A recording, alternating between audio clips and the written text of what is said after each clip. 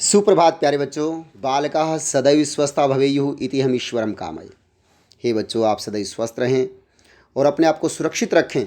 और परमात्मा से यही प्रार्थना है, सर्वे भवन्तु सुखिनः, सर्वे सन्तु निरामया, सर्वे भद्राणि पश्यन्तु मा कश्चित् दुःखभाग् भवेत्। तो प्यारे बच्चों, आज हम द्वितीय पाठः स्वर्णकाकः। मैंने आपको कहा था कक्षा में हमने संधि कर ली थी, उसके बाद प्रत्यय भी कर लिए थे, लेकिन अब हमारा जो है स्वर्णकाकः यानी द्वितीय पाठः, जो हमारी शेमुषी जो पुस्तक है, उस पुस्तक का जो है जो दूसरा पाठ है वो आज हम पढ़ेंगे। तो प्यारे बच्चों, जो ये पाठ है स्वर्णकाकः, देखिए स्वर्णस्य काकः, जो सोने का कौवा। अब काकः शब्द जो है वो क्या है, वो काकः शब्द जो है वो है विशेष्य और स्वर्ण उसका क्या है, विशेषण है। तो इसका समास विग्रह रहेगा स्वर्णस्य काकः, सोने का कौवा। तो ये जो पाठ है सोने का कौवा, भाई ऐसा क्या है इस पाठ में? भी सोने का कौवा कभी सुनने में भी नहीं आता, भी ऐसा कौन सा पाठ है? तो ये न सुनने की वजह से भी सोने का कौवा ऐसा कौन सा है? तो ये हमारा एक प्रश्न दिमाग में रहता है कि कौवा तो हमने जो है काला देखा है, उड़ता हुआ देखा है, लेकिन ये सोने वाला कौवा कौन सा? तो ये काल्पनिक एक कथा है, कहानी है, और इस कथा के माध्यम से हमें ये जो लेखक है वो हमें ये समझाना चाहता है कि अत्यधिक लोभ जो है वो हमेशा हानिकारक होता है। अत्यधिक लोभ कभी नहीं करना चाहिए, और जो विनम्रता है, शालीनता है, वो हमेशा जो है पूज्य होती है। अर्थात हर व्यक्ति जो है जो विनम्र है, शालीन है, वही जो है हर तरह से अपना ज्ञान प्राप्त कर लेता है। वहीं पर जो वो भी हर चीज़ को, वस्तु को वही व्यक्ति प्राप्त कर सकता है जो विनम्र है। तो हमारे संस्कृत में भी कहा है विद्या ददाति विनयम, कि विनम्रता, विद्या से जो हमें विनम्रता मिलती है। अगर आप पढ़े हुए हैं, लिखे हैं, आपने पढ़ लिख करके अगर आप विनम्र नहीं बने, शालीन नहीं बने, तो फिर जो आपकी पढ़ाई किसी भी काम की नहीं है। और आप जब विद्यालय में जब जैसे प्रवेश करते हैं तो आपने देखा मुख्य द्वार के ऊपर लिखा हुआ है श्रद्धावान लभते ज्ञानम, कि श्रद्धा, आस्था और विश्वास और विनम्रता से जो ज्ञान प्राप्त होता है। तो इसलिए प्यारे बच्चों, हमें इस लेसन से, हमें इस पाठ से हमें यही सीखने को मिलेगा कि विनम्र रहना चाहिए, और विनम्रता से हम किस तरह से कोई चीज़ को हम प्राप्त कर सकते हैं। और यदि आप कठोर बन करके रहते हो, अत्यधिक लोभ करते हो, तो उससे जो है हानि ही हानि होती है। तो हमें जो है यही चीज़ें इस पाठ से सीखनी है। तो हम ये पाठ जब प्रारंभ करेंगे तो इसके साथ साथ आप कहानी भी जो आप सुनते हुए जाओगे, और जहाँ जहाँ मैं प्रश्न मैं प्रयोग में लेके आऊँ कि इसका जो है कर्तृपद क्या है, क्रियापद क्या है, तो प्यारे बच्चों उनको आप अपनी कॉपी में लिखोगे, वो विशेष कार्य के रूप में।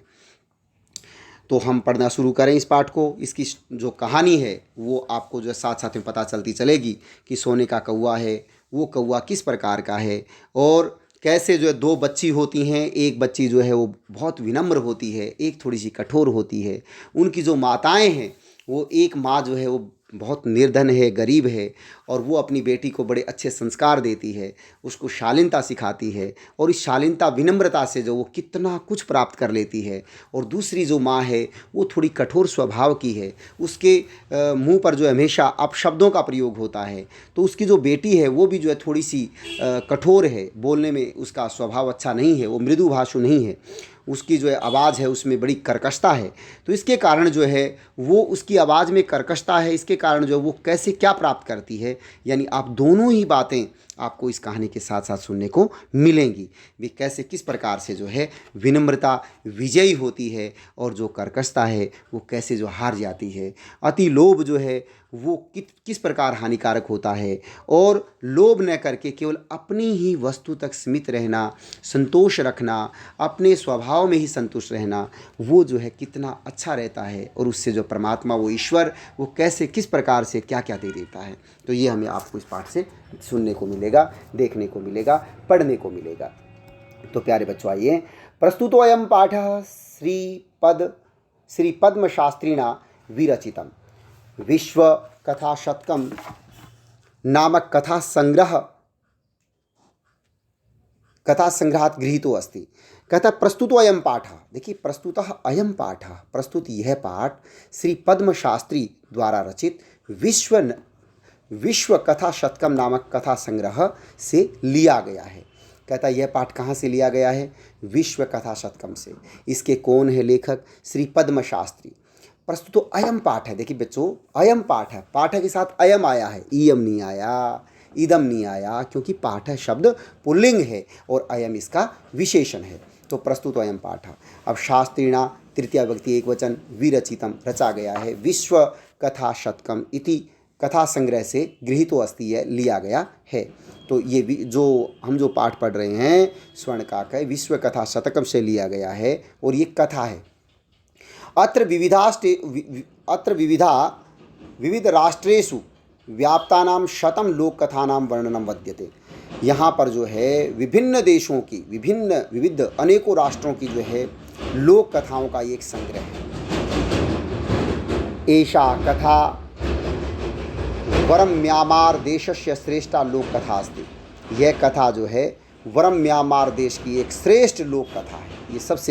ये जो कथा है ये वर्मा जो देश है उस देश की एक सबसे श्रेष्ठ कथा है। अस्याम कथायाम लोभस्य दुष्परिणामः। इस कथा में लोभ का दुष्परिणाम तथा त्यागस्य सुपरिणामः और त्याग का सुपरिणाम स्वर्ण पक्षक माध्यमेन वर्णितो अस्ति। यानी कि जो लोभ है उसका जो है वो दुष्परिणाम और त्याग का सुपरिणाम का वर्णन है एक सुनहले पंखों वाले यानी सोने के कौवे के माध्यम से ये जो है वर्णित है, ये बात कही गई है।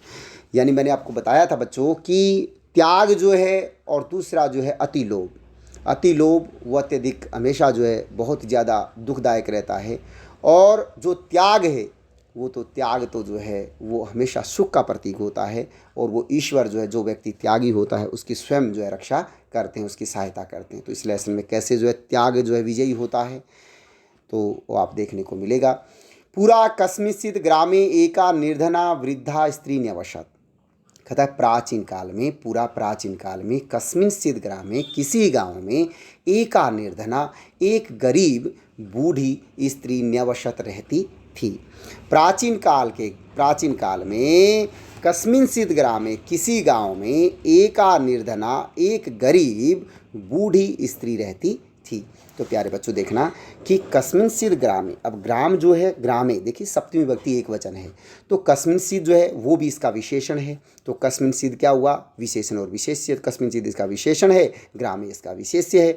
एका निर्धना, आप यहाँ पर भी देखोगे कि निर्धना जो शब्द है उसका स्त्रीलिंग एका निर्धना जो स्त्रीलिंग है तो एका जो है उसका वो भी विशेषण है। वृद्धा, अब वृद्धा जो है बूढ़ी के जो विशेषण क्या हुए? निर्धना एका, ये इसके विशेषण है, वृद्धा विशेष्य हुआ।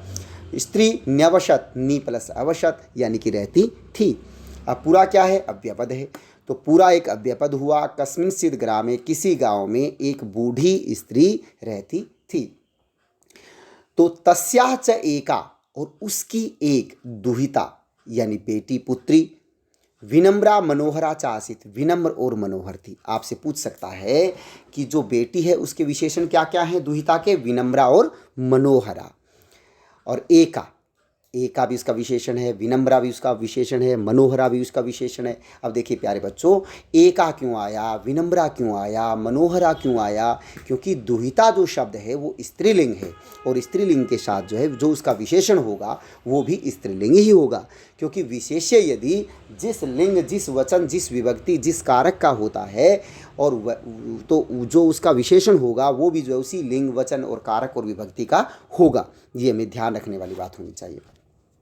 एकदा माता, एक बार माँ, स्थाल्याम थाली में, तांडुलान निक्षिप्य यानी कुछ चावलों को रखकर, पुत्रीम आदिदेश उसने अपनी बेटी को आदेश किया।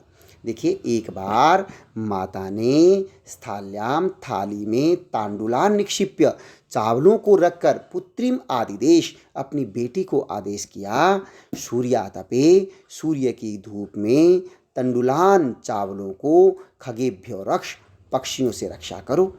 अब देखिए एकदा माता, एक बार माता ने, स्थाल्याम थाली में, अब स्थाल्याम कहाँ बनता है? स्थालियाम स्थाली में, तो सप्तमी विभक्ति एक वचन।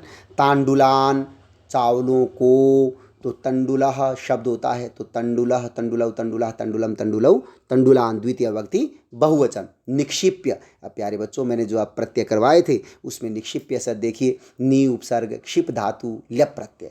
ल्यप प्रत्यय का मैंने आपको बताया था कि जब जब ल्यप प्रत्यय होगा वहाँ पर जो है नी यानी कि उपसर्ग होगा तभी ल्यप प्रत्यय होगा। तो नी उपसर्ग क्षिप धातु ल्यप प्रत्यय। पुत्रीम, पुत्री को, द्वितीय व्यक्ति एक वचन। नदीम, आदिदेश, आदेश किया। तो एक बार माता ने थाल्याम, थाली में चावलों को रखकर पुत्री को आदेश किया। सूर्यातपे, देखिए सूर्यातपे, अब कौन संधि यहाँ पर सूर्यातपे में, सूर्य प्लस आतपे, दीर्घ संधि। सूर्यातपे, सूर्य की धूप में, सूर्यातपे, सूर्यातपे, सप्तमी विभक्ति एक वचन। तंडुलान, चावलों को। खगेभ्यो रक्ष, पक्षियों से, देखिए खगेभ्य कहाँ बनता है, पंचमी विभक्ति एक वचन, खगेभ्य बहुवचन। पक्षियों से रक्ष, रक्षा करो। अब रक्ष इति क्रियापद से कर्तृपदम किम, रक्ष, रक्षा करो।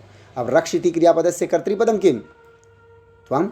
रक्षतु, रक्षाताम, रक्षन्तु, रक्ष, तो मध्यम पुरुष एक वचन है, तो अपना क्या बनेगा इसका क्रियापद का कर्तृपद, त्वम। त्वम रक्ष, तुम रक्षा करो। किंचित कालानंतरम, कुछ समय के बाद में, एको विचित्र काक, एक विचित्र कौवा, एक विशेष प्रकार का कौवा, समुड़ीय उड़कर ताम उपजगाम, समुड़ीय उड़ करके ताम उपजगाम, उसके पास में आ गया। देखिए किंचित कालानंतरम, कुछ समय के पश्चात में, अनंतरम, कालानंतरम, समय के बाद, ठीक है। अब आप ये वाक्य बना सकते हो कि अहम किंचित कालानंतरम अहम क्रीडनाय गमिष्यामि, कुछ समय के बाद मैं खेलने के लिए जाऊंगा। एको विचित्र काकः, एक विचित्र कौवा। अब कौवे का विशेषण क्या हुआ, एकः विचित्रः।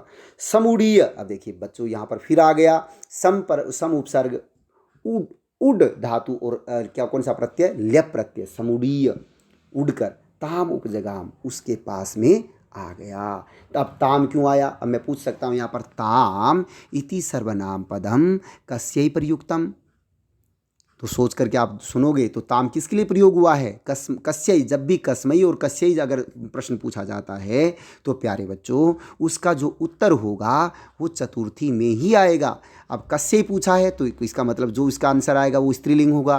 क्यों होगा, क्योंकि ताम जो शब्द है वो स्त्रीलिंग है, पुल्लिंग में तम होता, तो ताम इसका जो सर्वनाम पद क्या होगा, तो ताम दुहितायै, यानी जो पुत्री के लिए प्रयोग हुआ है ना, तो दुहितायै, दुहिता के लिए, बेटी के लिए, पुत्रै, पुत्री के लिए। इसी प्रकार यहाँ पर जो है अगला जो है इसी में हम जो आगे बढ़ेंगे, अब आगे पढ़ेंगे तो कहता है आगे आगे क्या कहता है, उसके पास में आ गया। तो बेटी ने जब उसको देखा, बच्ची ने उसको देखा, तो देख करके बड़ी हैरान हो गई कि मैंने तो पहले, इससे पहले कभी भी ऐसे जो है ऐसा कौवा और ऐसे पंख और ऐसा इस तरह का सुनहरा कौवा, सोने का कौवा तो मैंने कभी नहीं देखा। वो देखकर बड़ी हैरान हो गई। तो फिर जो है उसने उसको देखा और देख करके जो है फिर कौवे ने उसको देखकर हंसने लगा कौवा, तो वो फिर रोने लगी बुरी तरह से और रोते हुए कहने लगी कि मैं तो एक गरीब माँ की बेटी हूँ, तो इसलिए मेरा आपसे निवेदन है कि आप चावलों को मत खाइए। अगर आप चावलों को खा जाएंगे तो फिर हम जो है क्या खा पाएंगे, हमारे लिए बहुत मुश्किल हो जाएगी। मेरी माँ भी मेरे पर बड़ा गुस्सा करेगी क्योंकि मुझे पक्षियों की रक्षा के लिए ही मेरे को यहाँ पर बिठाया है। तो इतना विनम्र होने के बाद जो है वो फिर कहता है न एतादृशः स्वर्ण पक्षः, कहता है नहीं ऐसे स्वर्ण पक्ष, सोने के पंख वाले, रजत चंचुः और चांदी सी चोंच, स्वर्ण काकः सोने का कौवा, काकः तया उसके द्वारा, पूर्वम दृष्टः पूर्वम न दृष्टः पहले कभी नहीं देखा गया।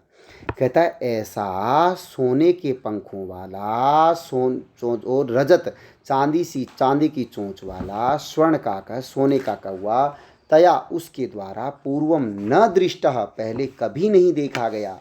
अब देखिए नैतादृश, न प्लस एतादृश, ऐसे वृद्धि संधि आपको नहीं करवाई गई, आपको नहीं लगता है ये।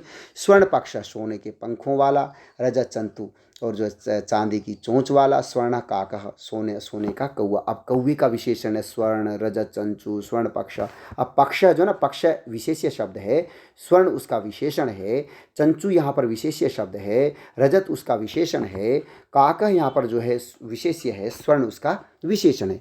तया उसके द्वारा, उसके किसके द्वारा? बेटी के द्वारा। पूर्वम न दृष्टा, पहले कभी नहीं देखा गया। अब दृष्टा यहाँ पर प्रत्यय कौन सा है? दृष्ट धातु कतः प्रत्यय, नहीं देखा गया।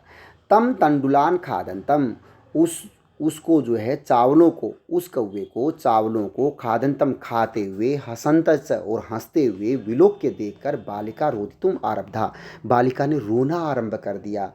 कहता तम, तम कम, कहा कम, उस कौवे को। अब आपसे पूछ सकता है तम इति सर्वनाम पदम कस्य कस्मै प्रयुक्तम, तो काकाय, तम ये शब्द किसके लिए प्रयोग किया गया है? काकाय, कौवे के लिए। तम तंडुलान, उस कौवे को, तंडुलान चावलों को, खादंतम, अब खादंतम में कौन सा प्रत्यय है? देखिए प्यारे बच्चों, खाते हुए, हसंतम हंसते हुए, पश्यंतम देखते हुए, तो इसी प्रकार जो गच्छन्तम जाते हुए, क्रीडंतम खेलते हुए, तो ये जो कौन सा प्रत्यय हुआ है इसमें? क्षत्रिय प्रत्यय। ऐसे तो खादन, पिबन, लिखन, चलन, गच्छन, ये सारे क्षत्रिय प्रत्यय वाले हैं। तो इसमें कौन सा प्रत्यय हुआ? खाद धातु क्षत्रिय प्रत्यय। तो तम, उस कौवे को चावलों को खाते हुए, हंसते हुए, विलोक्य देखकर, बालिका रोदितुम आरब्धा, बालिका ने रोना आरंभ कर दिया। विलोक्य में कौन सा प्रत्यय हुआ? वि उपसर्ग लुक धातुल्य प्रत्यय विलोक्य। बालिका रोदितुम आरब्धा, उसने रोना आरंभ कर दिया। तम निवारयंती, उसको जो है निवारयंती सा प्रार्थयत, उसको हटाती हुई, निवारयंती उसको हटाती हुई, सा प्रार्थयत उसने प्रार्थना की, तंडुलान माँ भक्षय, चावलों को मत खाओ। अब देखिए भक्षय इति क्रियापदस्य कर्तृपदम किम? वही त्वम, भक्षयतु भक्षयताम भक्षयन्तु भक्षय, भक्ष धातु लोट लकार, मध्यम पुरुष एक वचन। माँ भक्षय, मत खाओ, सा वह, प्रार्थित प्रार्थना करती हुई, तंडुलान चावलों को मत खाओ। किसके सामने प्रार्थना करती हुई? कौवे के सामने। मदीया माता, मेरी माँ अतीब निर्धना वर्तते, अत्यधिक गरीब है। देखिए मदीया, मेरी, त्वदीया, तेरी, तो त्वदीया तेरी, मदीया मेरी, मम मेरी, में मेरी, त्वदीया तेरी, तव तेरी, ते तेरी, ये सारे शब्दों का ध्यान रखें। तो मदीया माता, मेरी माता, अतीव निर्धना वर्तते, अत्यधिक गरीब है। अब निर्धना इति शब्दस्य अतीव, अत्यधिक, अब अतीव निर्धना माता, माता के विशेषण है ये, अतीव है, निर्धना है। स्वर्ण पक्ष, सोने के पंखों वाला, काका कौआ, प्रउवाच माशुचः, वह बोला, सोने के पंखों वाला कौआ उवाच बोला, किसको? बेटी को, उस बच्ची को, माशुचः, चिंता मत करो, सूर्योदयात पराग, सूर्योदय से पहले, ग्रामात बही, गांव से बाहर, पीपल वृक्षम अनु, पीपल वृक्ष के नीचे, त्वया आगंतव्यम, तुम्हें आना है, तुम आओ, आना चाहिए। तो कहा सूर्योदयात पराग, सूर्योदय से पहले, ग्रामात बही, देखिए प्यारे बच्चों, बही के योग में आपको पहले भी बताया है कौन सी विभक्ति आती है? पंचमी। तो ग्रामात बही, गांव से, बही बाहर, पीपलम, पीपल वृक्षमनु, पीपल वृक्ष के नीचे, त्वया तुम्हारे द्वारा, आगंतव्यम आना चाहिए, तुम्हें आना है। कहाँ पर? वृक्ष के नीचे। किस वृक्ष के नीचे? पीपल वृक्ष के नीचे। कहाँ पर? गांव से बाहर। कब? सूर्योदयात पूर्वम, सूर्योदय से पहले। तो आपसे पूछ सकता है सूर्योदयात प्राक ग्रामात बही, कदा ग्रामात बही? तो सूर्योदयात। कुत्र? ग्रामात बही, पीपल वृक्षम अनु, कुत्र? पीपल वृक्षम अनु, पीपल वृक्ष नीचे। तो सूर्योदयात में कौन सी विभक्ति हुई? पंचमी। प्राक अव्यय पद है, ग्रामात पंचमी विभक्ति है, पीपलम, पीपल वृक्षम अनु, पीपल वृक्ष के अनु नीचे, त्वया आगंतव्यम, तुम्हारे द्वारा आना चाहिए। अब आगंतव्य में कौन सा प्रत्यय है? तव्यत प्रत्यय। अहम तुभ्यम तंडुलम, तंडुल मूल्यम दास्यामी, मैं तुमको तंडुल मूल्यम दास्यामी, चावलों का मूल्य दूंगा। अब देखिए स्टूडेंट्स, इसमें देखने वाली बात है, दास्यामी थी क्रियापद से कर्तृपदम किम? अहम। तुभ्यम, तुमको। अब देखिए यहाँ पर त्वाम नहीं आया, तुभ्यम आया। चतुर्थी क्यों आई? क्योंकि दा धातु के योग में हमेशा चतुर्थी विभक्ति आती है। अहम तुभ्यम तंडुल मूल्यम दास्यामी, मैं तुम्हें चावलों का मूल्य दूंगा। प्रहर्षिता बालिका, हंसती हुई बच्ची, निद्राम अपि न लेभे, हंसती बच्ची ने नींद भी नहीं प्राप्त की, यानी सारी रात जगती रही। किसके चक्कर में?